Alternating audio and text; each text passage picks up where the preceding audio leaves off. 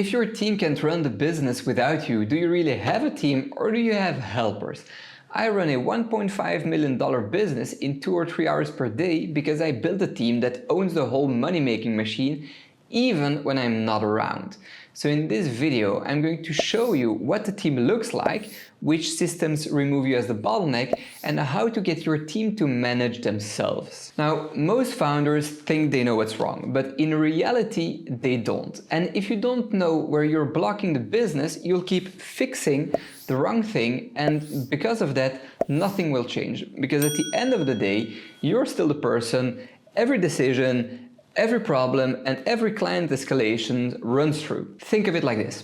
Your business is like a plant. And if your plant isn't growing right, you're not going to dump more water on it because maybe it already had too much water or it's missing nutrients or light.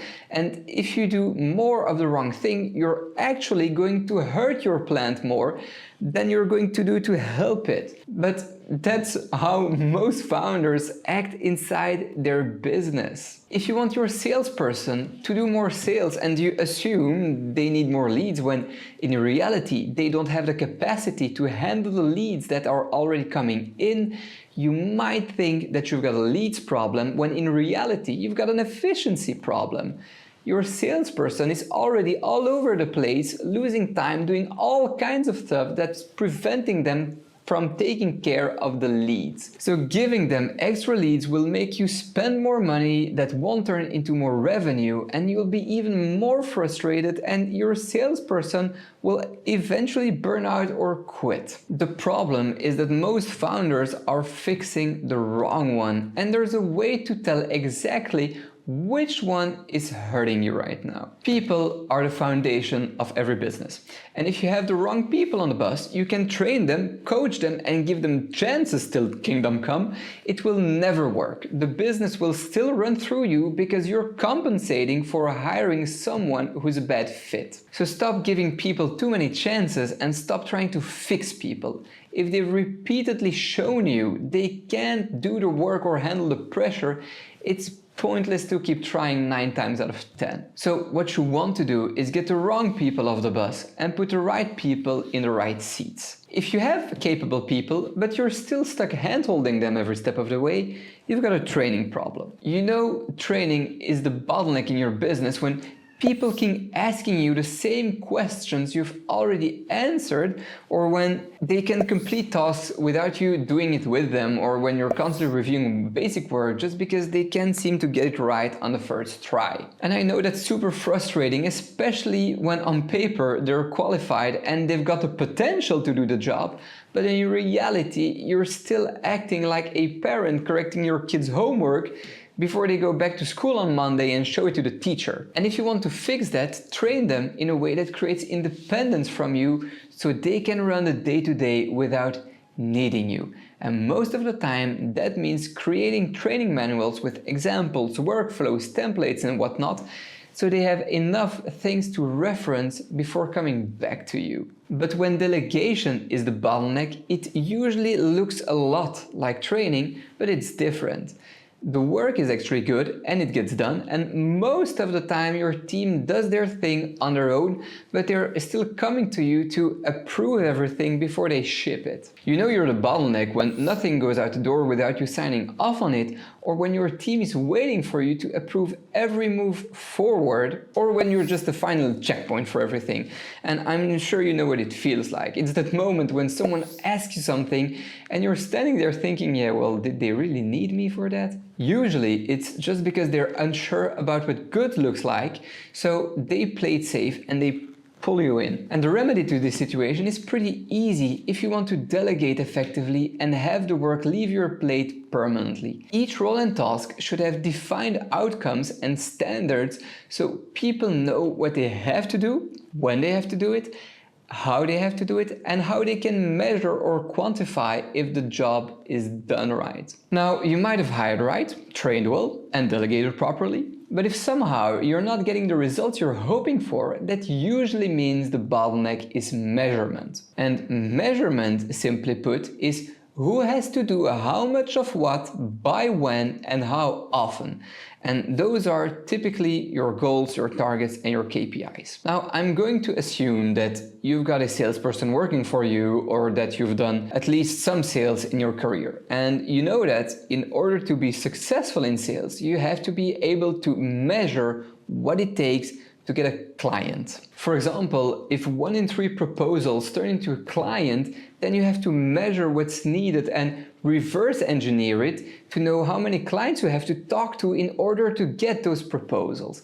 And before that, you will have to know how many calls or whatever you have to do to book a meeting, and so on and so forth. And then you do that for every role.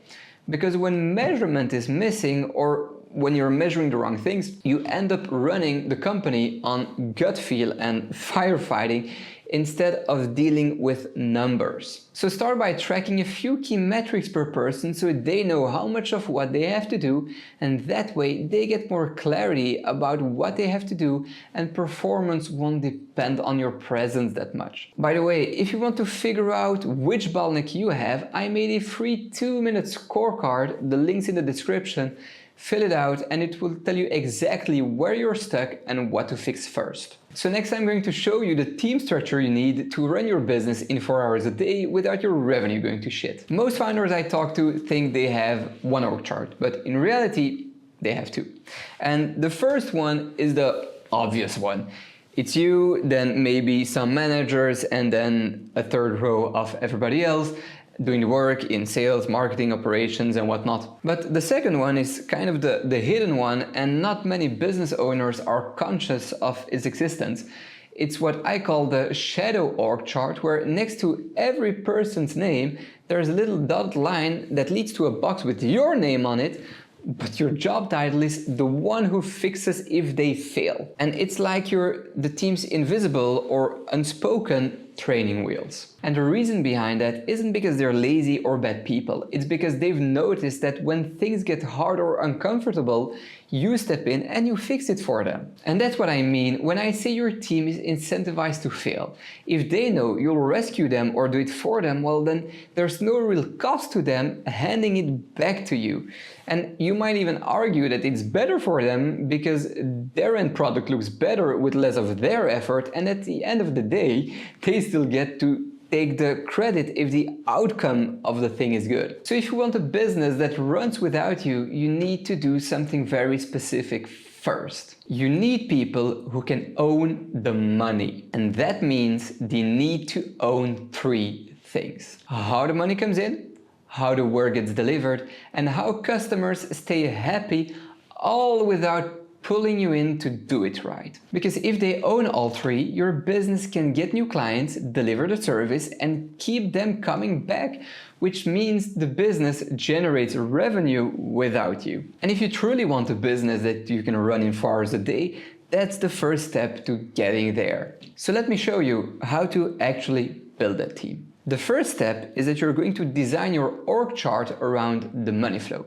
So here's the simplest way to design a structure that doesn't need you to make money. Ask yourself these questions. Who are your clients and what do you do to reach them so they can buy from you? What are they paying for and what needs to be delivered to get paid? And once they're on board, what's needed to take care of them and keep them happy? When you answer these questions, you've mapped out your money flow. What you're then going to do is put an owner next to every step. So you write the name of that person and not just their job title. And if at any point in that process your name shows up, that means you've got to delegate that to someone. And if that someone doesn't exist yet, you have to hire them. Because as long as you're in that system, it will revolve around you one way or another, and your business will keep depending on you for revenue. And a business that depends on its founder to make money is fragile by design. So if you ever get stressed on vacation because you get texts and emails left, right, and center, it's because you still own too much. Now, step 2 is removing the single points of failure. And the golden rule here is that one person can't own too many steps. And I'd even argue that depending on the size of your business, it's 1 step per person. I see lots of businesses where people do both sales and delivery, and that might sound sound efficient, but what happens when they leave, get sick, or take a vacation for more than 2 weeks? We both know that you'll be the one having to take care of it, or a less capable coworker, and truth be told, none of them are ideal situations. So over time, your goal is to build a team where every step is owned by a different person so the business can keep running no matter who's out. And then step 3 are 2 tests to see if the ownership is real. Because putting someone's name on a box isn't the same as them actually owning it. So here are 2 simple tests. Test number 1 is a 20-hour week test. So for 2 weeks, you're going to only work half days, and I don't care if it's mornings or afternoons, doesn't really matter anyway. The point is that you can't be available all day, because that's how you find out where the business breaks when you're not constantly reachable, and it won't be long before you see which functions rely on you, which people step up, and where decisions or actions stall. The second test is that you act incompetent on purpose. Now, if you're not ready to disappear in the middle of the day yet, do this. Anytime someone asks you a question, don't tell them what to do. Instead, answer with another question like, okay, tell me, what's your best guess? Or what would you do if I wasn't available right now? Or you can switch it up by asking, hey, okay, what's the risk if we choose A versus B? Or just ask them, hey, look, what would you need to feel confident deciding this? Because in most companies, the founder has trained the team that thinking is optional. I mean, they can just ask you, and by asking them questions, you train them to do the thinking. And the big upside of that is that when people do something they came up with, they're a lot more proud of it too. So you win 2 times, once in delegating better and once in employee satisfaction. All right, once you know your money-making process and you have clear owners for each step, you're on the path to getting out of the day-to-day. But none of this matters unless the team can run without you staying involved to keep it together. So next, I'll show you the measurement system that makes this team runs without you. Most founders never try to build a self-managing team, and when they do, it rarely works for longer than a few weeks. Sooner or later, they have to step back in because performance is dropping and revenue slows down, and then they immediately say something like, yeah, you see, it's not possible in my business, my team isn't not good enough for this, and yada yada yada. But most of the time, that's not true. It's a simple measurement problem. Because when you remove yourself, the business doesn't magically run on motivation and having good people on board. It runs on clear standards, real numbers, and people being held to do both. Let's imagine we're baking a cake. Instead of having chocolate, eggs, flour, and milk, you have sales, marketing, delivery, and support.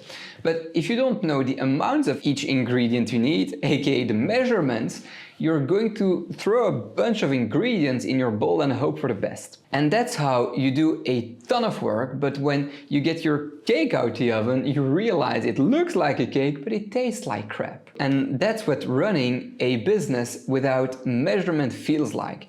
There are lots of things happening, but you don't know what the end result will be. And from personal experience, this is especially true with revenue. If you can't predict next month's revenue within a reasonable range, you don't have a sales problem, you have a measurement problem. So here's what you do instead. The first thing is that you're going to put KPIs on a money-making chart. So you go back to the chart, especially the people in your money-making flow. For each role, you're going to define KPIs. The few measurable things they do that tell you whether the people are doing what's needed in order to get the desired outcome. And the best part is that when KPIs are clear, they're hard to argue with and they work for you instead of working against you. Most founders think that KPIs are just for sales, but that's not true. Every role can have them, so just ask yourself, what does this person need to do daily, weekly, or monthly for the money-making process to work without me? For example, for sales it might be outreach volume, qualified meetings booked, and close rate, but for customer service it might look like, okay, let's look at the response time, the renewal rate, your NPS, and churn reasons. I mean, there are a bunch of other KPIs for every role, but it's not my goal to bore you to death with them.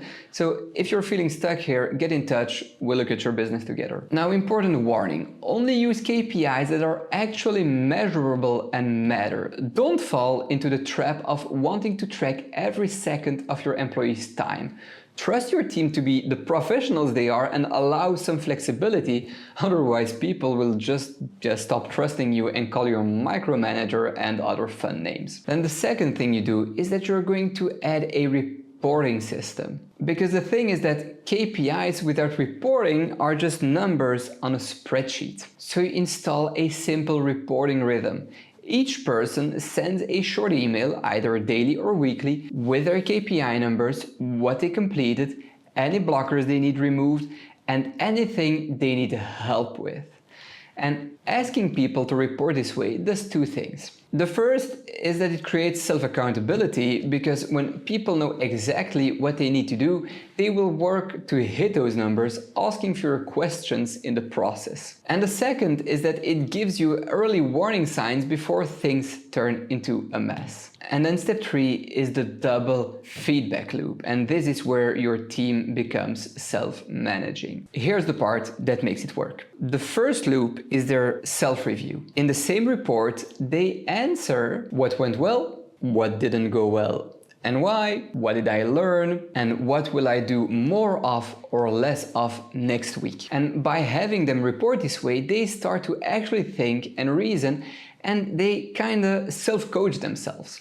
And your second loop is your coaching loop. Use those reports when you're having one-to-ones with your team, because they're basically giving you the blueprint to what they're missing or what they're bad at. And then it becomes way easier for you to train and coach them because they just told you. So praise what's working and then decide together what you're going to do to train them to make them better at their job. And the best thing is that when your team sees you actually use the reports and that it leads to better training and clear decisions, they'll take it more and more seriously, because it stops being reporting for reporting's sake. It then becomes the system that makes their job easier by giving them clarity on what they have to do, while it also makes them better because of how you coach them. And then ultimately, it makes you less and less needed in your business. When you implement this, you stop running the company on gut feel and firefighting. You replace that with a system that makes you trust your team to perform without you being there. And that's the foundation of a team that actually self-manages. Now, if you've done all of that and the team still doesn't perform, it's a sign you've got the wrong people in the wrong seats. So watch this video next, where I'm going to show you the exact interview questions that help me and my clients hire more than 500 people and spot A players, so that hiring more people becomes faster and more predictable.